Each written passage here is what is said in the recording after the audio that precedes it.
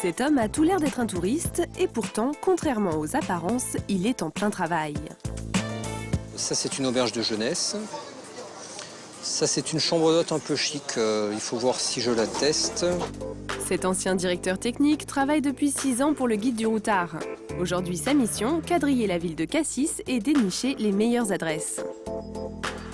Mon métier, c'est d'être un touriste en fait, mais un touriste professionnel.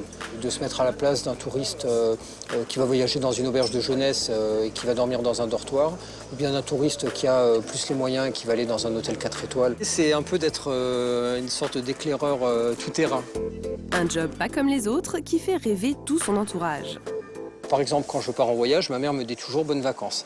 Donc depuis 6 ans, je lui dis oui, je pars pour le travail. Donc ce ne sont pas des vacances. 10 millions de guides sont vendus chaque année en France. Bons plans sortis, restaurants abordables, hôtels typiques.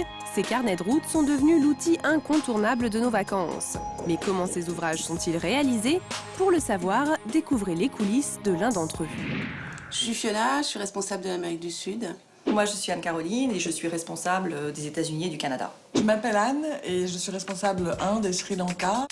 Dans ces bureaux travaillent 17 rédacteurs permanents et 80 pigistes qui passent en moyenne 4 mois par an sur les routes de nos prochaines vacances. Un travail de globe-trotter. C'est aller à la recherche de l'information, aller chercher la petite bête, le petit resto un peu caché mais vraiment typique. L'homme qui figure sur le fameux carnet de route, c'est lui, Philippe Blohagen, le fondateur. 2 fois par mois, il reçoit la rédactrice en chef pour étudier le courrier des lecteurs. Tiens, regarde, tu connais cette adresse, là, le perroquet, on a 2... Car le secret de longévité de l'ouvrage, c'est de passer au crible les 40 000 lettres reçues par an. Avant d'envoyer un collaborateur, elle regarde le courrier des lecteurs sur la destination pour savoir s'il y a de bonnes pioches. Il ne reste plus qu'à vérifier sur place les bonnes adresses. Les pigistes sont rémunérés 150 € net par jour, soit environ 3 000 € par mois. Un salaire intéressant pour un job de rêve. Autant dire que les candidats sont nombreux, même s'il faut être souvent sur la route. Mais quelles sont les qualités d'un bon enquêteur? Ce qui compte, c'est la motivation. C'est le goût du voyage, le goût d'apprendre et le goût de transmettre. Avant de devenir pigiste, Fabrice était un fervent lecteur. Il écrivait régulièrement à la rédaction qui a fini par l'embaucher. Pas de formation donc, mais une bonne dose de passion et d'appétit. Le but, c'est de trouver quand même des restaurants qui sont particuliers et dans lesquels on mangera bien. Pendant son séjour, notre enquêteur doit tester 10 restaurants, 5 hôtels, 2 musées et un vignoble. Premier indice pour tester un restaurant, sa carte. Alors là, on voit vraiment la carte très ouverte. Des pizzas, des crêpes, des viandes, des pâtes. Mais cette abondance de plats n'est pas du goût de Fabrice. Un restaurant qui offre un tel choix, ça cache des choses. C'est difficile d'imaginer un chef qui soit capable d'avoir une qualité, une fraîcheur sur une quarantaine de plats, sur une quinzaine de desserts. Sans même avoir besoin d'y mettre un pied, Fabrice écarte cette adresse. Je n'irai pas conseiller ça à un ami. Et en fait, les lecteurs, pour nous, c'est comme des amis. Donc le but, c'est vraiment de leur dire va voir cette pépite à tel endroit, elle est bien. Pour dénicher ces bons plans, notre enquêteur a une astuce, sortir des sentiers battus. Voilà, le port est derrière et en fait, les adresses qui sont conseillées sont pour la plupart dans des petites rues parallèles qui sont un peu intimes, qui sont très sympathiques. Voilà. Vous voyez, ce sont des petites rues tout à fait agréables. Autre conseil, ne pas se fier aux apparences. Façade décrépite, devanture discrète, ce restaurant ne paie pas de mine. Ils se font vraiment dans la façade de la rue. Il n'y a rien de particulier et pour le trouver, il faut un guide.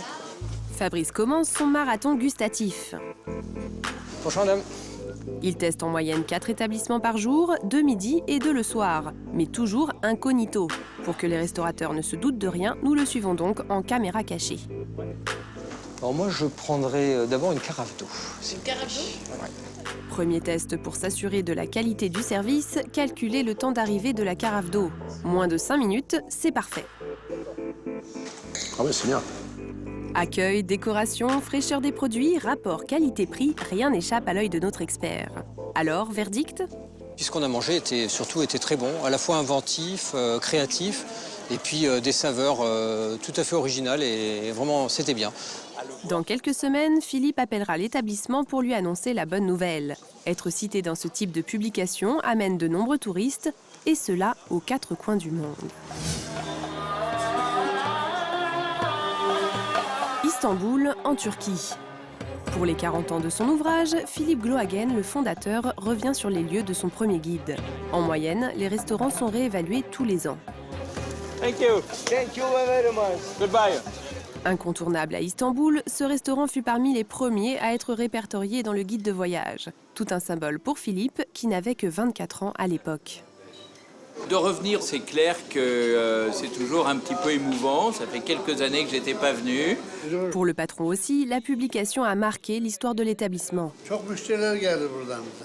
En règle générale, sur les adresses indiquées, la clientèle augmente de 30%. Chaque année. Et comme c'est une insertion qui est gratuite, eh bien c'est tout bénéfique pour les adresses qui sont conseillées, à condition de le mériter.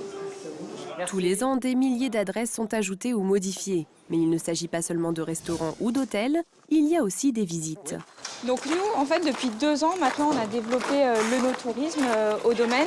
D'accord. Aujourd'hui, Fabrice découvre un vignoble réputé de la région de Cassis. Dans ce type de situation, difficile d'être objectif. C'est toute la sensibilité de l'enquêteur qui s'exprime, et c'est tant mieux. Donc là, vous dégustez le millésime 2011.